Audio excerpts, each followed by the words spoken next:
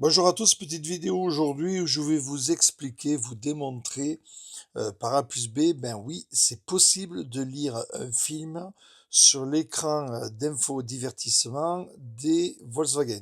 Que ce soit l'ID3, ID4, ID5, ID7, c'est un peu le même principe. Et pour cela, on va se servir de la partie média, de la partie USB. Vous savez, vous avez deux prises USB-C entre les deux fauteuils dans le rangement. Ben voilà, vous mettez votre film, qu'il soit DivX, MP4 ou MKV, dans votre clé USB et je vais vous expliquer, vous démontrer la manip et l'astuce, notamment lorsque c'est des MKV où vous avez des multilangues et le multilangue favori est la partie anglaise. Donc effectivement sur le média, le lecteur média des Volkswagen, on ne peut pas choisir le langage ni le sous-titrage. Donc grâce à un logiciel sur ordinateur, je vais vous faire voir avec Handbrake sur mon Mac comment changer l'ordre de lecture et notamment pour mettre le son français en favori dans le MKV et ainsi ne choisir aussi que les sous-titrages forced. Voilà.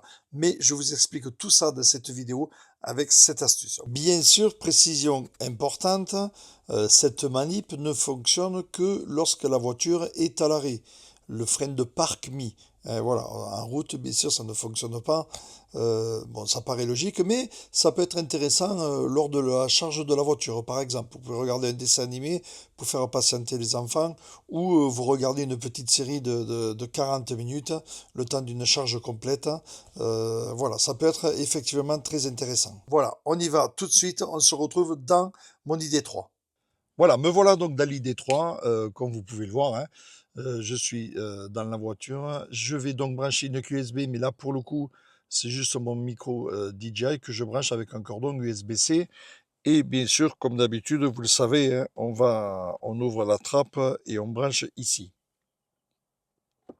Voilà, c'est branché. À partir du moment où c'est branché, ça prend en compte. Je vais donc ici sur mon radio média. Vous remontez à la racine, hein. Voilà, vous êtes dans source, vous remontez à la racine, vous allez dans médias et là vous allez bien sûr dans vidéo. À partir de là, vous avez la liste de vos vidéos. Ici, vous pouvez voir qu'elle est en pause. Je clique ici ou là, peu importe, vous voyez, elle est et je vais dans mon lecteur et c'est parti. Donc je vais prendre pour commencer et je vais vous faire voir pourquoi celui-là. Donc vous voyez, il est en position play. Je vais sur lecteur. Et j'ai donc mon film qui commence. Alors attention, si vous êtes en petit écran, vous aurez juste l'aperçu, ça ne marche pas. Vous aurez le son, mais que l'aperçu. Donc vous cliquez en grand écran et là j'ai le film. Et regardez pourquoi j'ai commencé par celui-là. Vous voyez, c'est la série Startup. Bon, ça peu importe. Il est multi-MKV. Alors au niveau du son, comme vous l'avez vu, j'ai la commande vocale qui s'est mise, je ne sais pas pourquoi. Voilà. Voilà, le son y est, vous l'entendez. Mais vous allez voir donc que c'est multi MKV.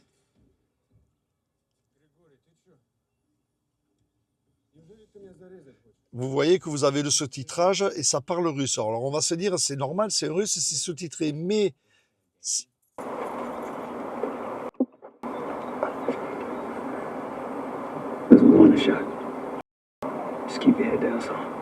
voilà, je vais pas plus loin. Donc vous avez entendu que ça parle anglais. Pourquoi? Parce que le MKV est paramétré d'origine avec le langage d'origine du film, donc anglais, et le sous-titrage constant.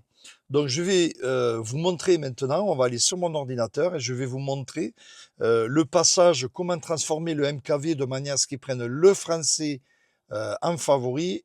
Donc on va le passer sur Handbrake, un logiciel donc, sur Mac, il y a des logiciels sur Windows, donc vous ferez des recherches pour transformer le MKV avec le son en favori français et le sous-titrage forced. On se retrouve de suite sur mon ordinateur. Voilà, donc vous avez vu à l'instant, donc le problème du MKV, c'est que effectivement j'avais donc le son en anglais et le sous-titrage tout le temps.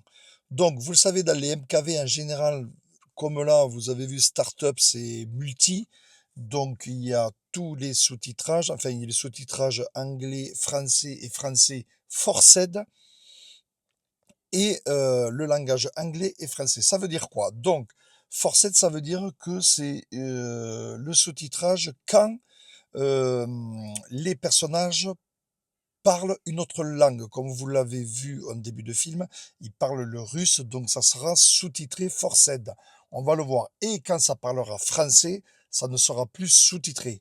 Ou vous avez le sous-titrage complet. Donc j'apprends peut-être quelque chose pour certains, mais là, comme vous le voyez avec Handbrake, donc lui, c'est un logiciel qui va me servir, qui est, voilà son logo, qui va me servir de convertir les vidéos. Donc j'ai mis le Startup Multi ici. Je vais dans la partie vidéo, donc vidéo, il n'y a rien à changer. Dans la partie audio, on voit que vous avez vu, comme je vous ai montré au début de la vidéo, ça m'a pris l'anglais. Pourquoi? Parce que c'est l'anglais qui est sélectionné au niveau de l'origine de la vidéo. Donc, vous voyez ici, j'ai l'anglais et le français. Donc, je sélectionne le français. Ça veut dire que quand je vais ouvrir la vidéo, ça prendra systématiquement le français en premier, mais je pourrais quand même aller chercher l'anglais. Sauf que dans la voiture, on ne peut pas aller chercher le langage. Donc là, je choisis le français en premier. Et au niveau des sous-titres, on peut voir qu'on a soit le français forced, soit le français full. Donc français full, ça veut dire que vous aurez la traduction tout le long. Ou le français forced, ça veut dire donc, je vous rappelle que ça sera la traduction que quand les acteurs parleront une autre langue que le français. Donc je choisis bien le forced. Voilà. Donc je répète, au niveau audio, je mets le français en favori. Au niveau des sous-titres, je mets le français forced. Et à partir de là, je démarre ma conversion. Et là, j'aurai un MKV avec le français pris d'origine par défaut et le sous-titrage forced. On va voir de suite ce que ça donne sur la voiture. Voilà, donc une fois fait, on retrouve ma clé donc avec effectivement la partie Handbrake. Comme vous voyez, le film a commencé, je vais dans vidéo et vous allez voir que, vous entendez, c'est français. Et pour autant, il n'y a pas le sous-titrage. Par contre, on a bien le sous-titrage forced. Bon, là, c'est compliqué pour y aller. En plus, la barre ne s'enlève pas. Vous voyez la partie Handbrake, donc passé par Handbrake, ça parle russe, normal, mais on a le sous-titrage français. Voilà. Maintenant, je vais... Ils peuvent répondre à la demande tout de suite. Stan, Barry, je crois qu'ils sont quelque part dans la salle. Voilà, vous avez vu, on ne fait pas plus longtemps, ça fonctionne. Donc, si vous avez du MKV, attention avec ça, suivant le langage favori, vous n'aurez pas ce qu'il faut, mais je vous ai montré sur mon ordinateur, avec Handbrake, on peut paramétrer vraiment tout ce qu'on veut. Ensuite, les DivX, les MP4, ça passe sans problème. Bien sûr, il faut la voiture à l'arrêt, hein, vous le voyez, je roule pas.